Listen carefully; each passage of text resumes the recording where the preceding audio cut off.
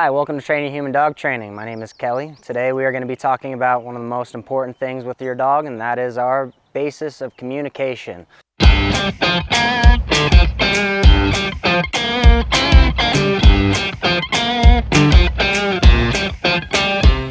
Yes, we're talking about markers, okay? The most important markers that we actually need to talk about are our finish line, our terminal marker, a bridge marker or a continuation marker, and a no marker, a wrong indicator, okay? Why do we need indicators? Why do we need markers? Scientists say that dogs have about 1 to 1.5 seconds from the moment that they've done a behavior to receive information whether or not they did it right or not, for us to be able to reinforce it or discourage it. So that means that if my dog is way across the field and I ask them to sit down and they do that, technically they would need their food to be put into their mouth within about 1.5 seconds for them to understand that they did something good in that moment and be willing to repeat that. So those are the 3 most important indicators that we need to be able to have in our vocabulary to be able to coach our dogs on what it is that they're doing, when they're doing it, whether we like it or not, whether we want them to continue the behavior or we want them to finish the behavior.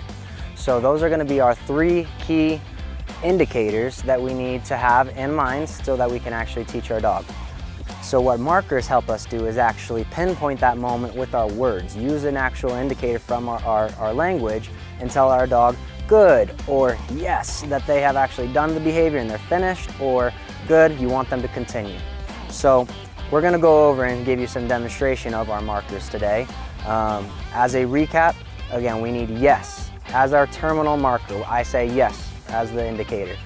We say good for our continuation marker and our continuation indicator, and no for when the dog is wrong and to indicate that they need to go back to the last behavior that we asked them to do. Simply saying these indicators is not enough information for your dog. We have to actually show our dog what each of these indicators mean, / we have to charge these indicators. So how do we do that? How do we show our dog what yes means, what good means, and what no means? Well, we have to be very clear with our dogs and show them with rep after rep to make that clear.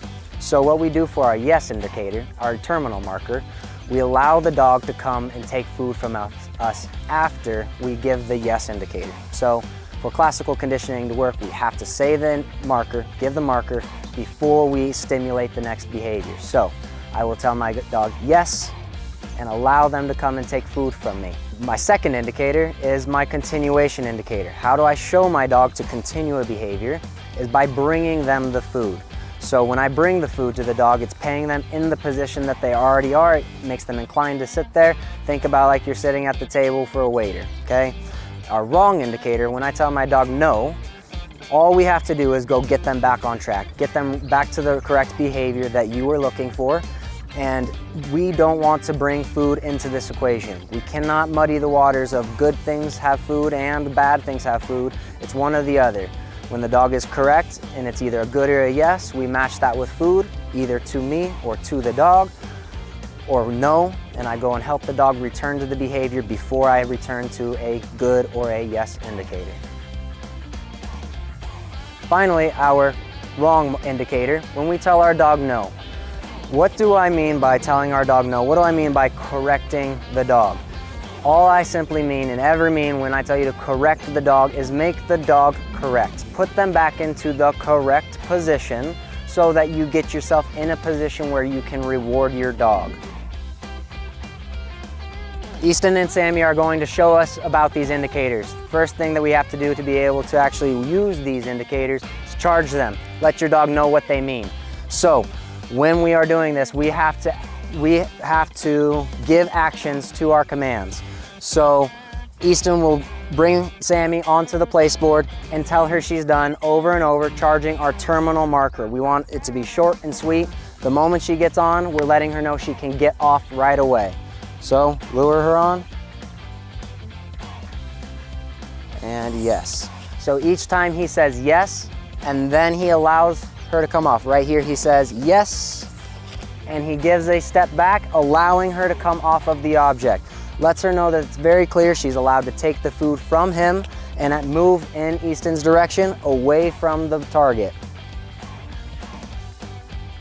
When we now ask our dogs to continue a behavior, we are going to tell them good instead of yes, and instead of letting them come off of the board, we are going to bring the food to the dog.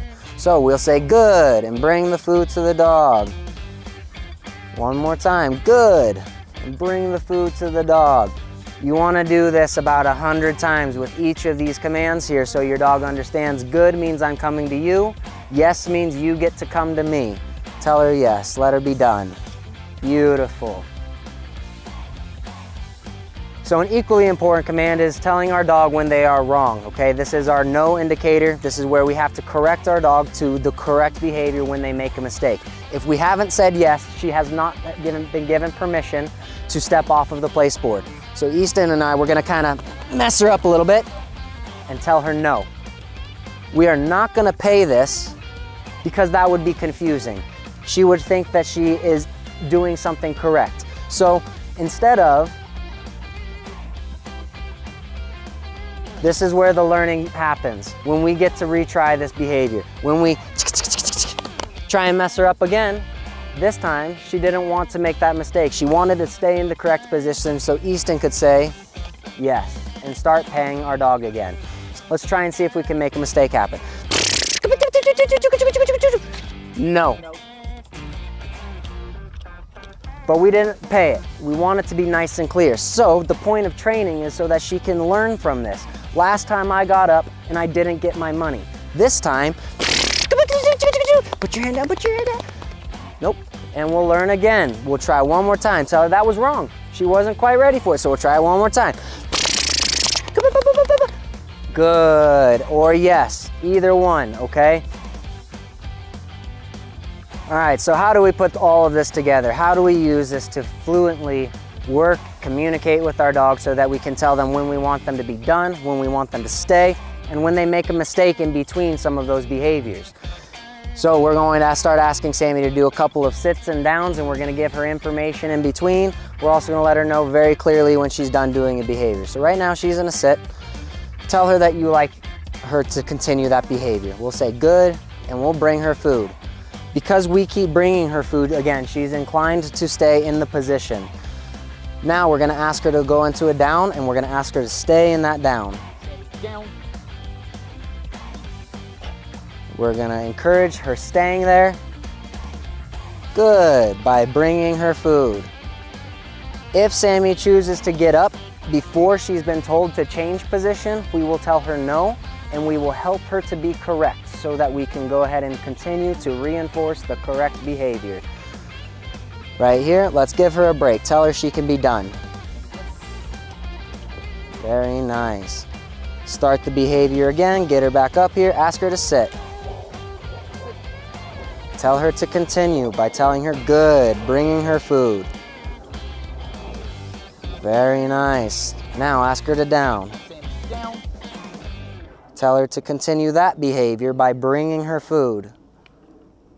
Good, down. And tell her she can be done. Sammy, yes. Beautiful.